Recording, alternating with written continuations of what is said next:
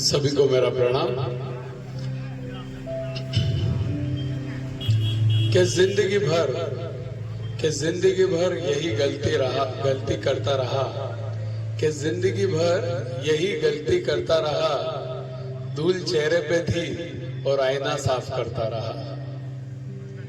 एक बहुत छोटी सी और एक बहुत अच्छी कहानी जो हमारे ग्रंथों की ताकत को बताएगी कि हमारे ग्रंथ कितने शक्तिशाली हैं, कितने ताकतवर हैं। एक बार एक बूढ़े व्यक्ति प्लेटफॉर्म पर स्टेशन पर ट्रेन का इंतजार कर रहे थे और बैठे बैठे रामायण की एक छोटी सी पुस्तक को वो पढ़ रहे थे। प्लेटफॉर्म पर काफी भीड़ थी।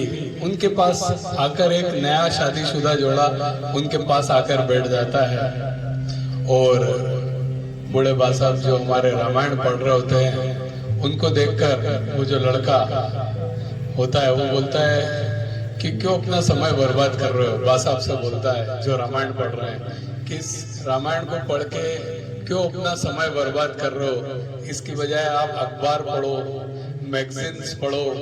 ये आपको दुनियादारी सिखाएगी, ये आपको दुनियादारी सिखाएगी, व्यवहार कुशलता सिखाएगी।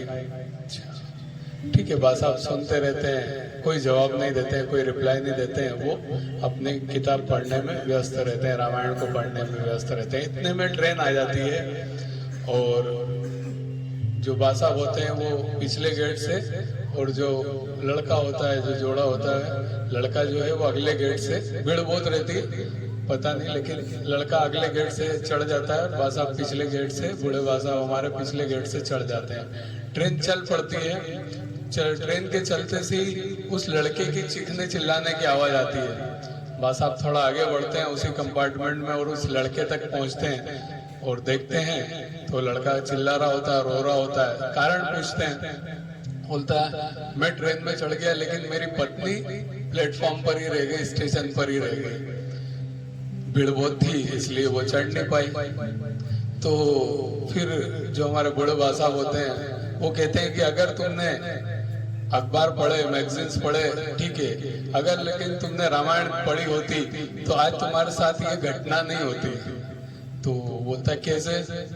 बोले रामायण में लिखा है कि राम सखा तब नाव मंगाई, प्रिया चढ़ाई चढ़े रघुराई। अर्थात जब नाव आई, केवट नाव लेके आया तो प्रभु श्री राम ने सबसे पहले सीता को चढ़ाया, उसके बाद चढ़े। अगर तुझे ये पता होता तो तू तेरी पत्नी को पहले रेल के डब्बे में चढ़ाता, उसके बाद तू खुद चढ़ता और तेरे साथ ये घटना नहीं घटती। बात छोटी सी है, कहानी बहुत छोटी सी है, लेकिन हमें बहुत बड़ी शिक्षा देती है कि कितनी मैगजीन्स, कितने अखबार पढ़ लो, लेकिन वो हमारे ग्रंथ की बराबरी नहीं कर सकते, हमारी ग्रंथ की ताकत की बराबरी नहीं कर सकते। जो ज्ञान हमें ग्रंथ से मिल सकता है वो मैगजीन और अखबार से नहीं मिल सकता। उससे हमें दुनियादारी और व्यवहार कुशलता आ सकती है, लेकिन ग्रंथ जितना ज्ञान वो हमें नहीं दे सकते, हमें वो समझ नहीं दे सकते। पढ़ना तो आ गया है, आज सब मनुष्य को पढ़ना तो आ गया है, पर क्या पढ़ना है ये समझ में नहीं आया, कैसे पढ़ना है समझ में नहीं आया। मीन्स जिंदगी तो मिल गई पर जिंदगी को जीना कैसे ये समझ में नहीं आया है। तो ग्रंथ हमारी समझ को बढ़ाते हैं, समझ को विकसित करते हैं। इसलिए भगवत गीता देख सकते हैं आज की तारीख में बड़े बड़े मोटिवेशनल स्पीकर या जो भी हो, सब भगवत गीता के आधार पर ही अपनी बातों को बताते हैं। राइट है, आप अगर यूट्यूब पे देखते हैं, कहीं भी अगर सर्च करते हैं तो भगवत गीता का कितना नाम है। मतलब आप सोचो कि उतने समय, पुराने समय में इतनी बढ़िया बातें लिखी गई थी जो आज हम पढ़ते तो समझ में आती कि इतने पहले समय भी आदमी ऐसा सोच सकता था, ऐसी सोच थी। तो बहुत जबरदस्त नॉलेज हमें उन ग्रंथों से मिलता है। तो समय मिले तो इन चीजों को जरूर पढ़ें। रामायण है, भगवत गीता है, जो भी हमारे पुराने ग्रंथ हैं, ये हमारे जीवन को बदलने में बहुत बहुत ज्यादा जरूरी उनकी भूमिका है। तो आज ये बहुत छोटी सी कहानी थी। एक भजन करते हैं, उसके बाद अगले प्रयोग में प्रवेश करते हैं।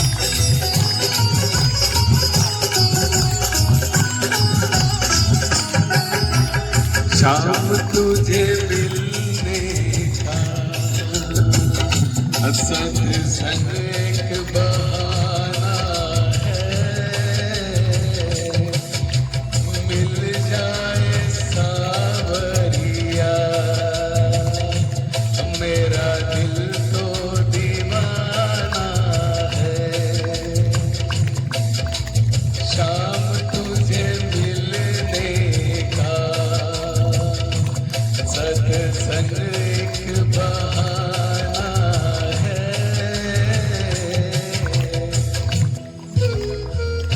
गाने के बोल एक बहुत ही फेमस फिल्मी सॉन्ग से लिया गया है।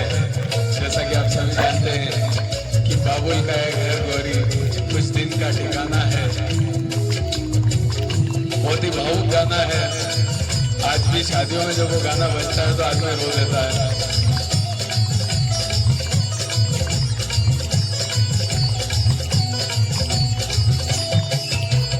कहाँ कहाँ ढूंढा तुझे, कहाँ कहाँ पाया है, कहाँ कहाँ ढूंढा तुझे, कहाँ कहाँ पाया है। वृंदावन की गलियों में मेरे श्याम का ठिकाना है। वृंदावन की गलियों में मेरे श्याम का ठिकाना है। शाम तुझे मिलने का सत्संग एक बहाना है। शाम तुझे मिलने का सत्संग एक बहाना है।